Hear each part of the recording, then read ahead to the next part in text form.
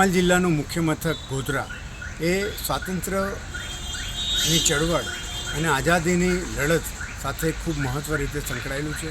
ગોધરામાં મહાત્મા ગાંધી, સરદાર વલ્લભભાઈ પટેલ, મૌલાના આઝાદ સાહેબ અને નહેરુ સહિત અનેક મહાનુભાવો આ ગોધરામાં આવ્યા હતા અને ગોધરાની યાદો એ સમગ્ર વિશ્વમાં, દેશમાં સંકળાયેલી છે. આ જ ગોધરામાં અસ્પૃશ્યતા નિવારણ માટે મહાત્મા ગાંધીજી આવ્યા હતા અને ગાંધી આશ્રમ જે અત્યારે સ્થળ છે ત્યાં એમણે અસ્પૃશ્યતા નિવારણ માટે તમામ સમાજ કોમને ભેગા કરી અને એક સભા કરી હતી. એ મહત્ત્વનું સ્થળ આજે ખૂબ જ જર્જરિત હાલતમાં છે.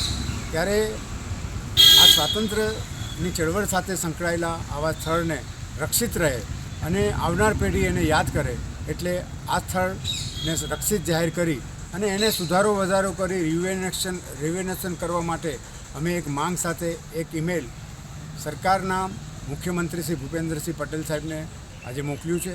સાથે પંચમહાલ જિલ્લાના કલેક્ટરને પણ આ બાબતોથી વાકેફ કરી અને એક આવેદનપત્ર આજે સુપ્રત કરી અને આ જગ્યાઓ એ ફરી સારી જગ્યાઓ થાય, લોકો એને યાદ કરે એ માટે અમે એમને રજૂઆત કરી છે.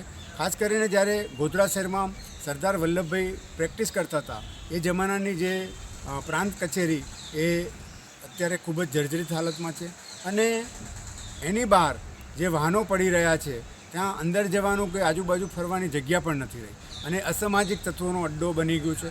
એ સ્થળને પણ વિકસિત કરીને અને સારું સ્થળ થાય અને બહારના લોકો આવે તો ત્યાં મુલાકાત લે એ માટેની પણ માંગ કરી છે. અને જ્યાં અત્યારે આપણે ઊભા છીએ એ ગોધરાના આરડીસી તરીકે જે ફરજ બજાવતા એવા મોરારજી દેસાઈ પછી તેઓ ભારતના દેશના સરકારમાં વડાપ્રધાન પણ બન્યા અને એમની યાદો ગોધરા સાથે જોડાયેલી છે.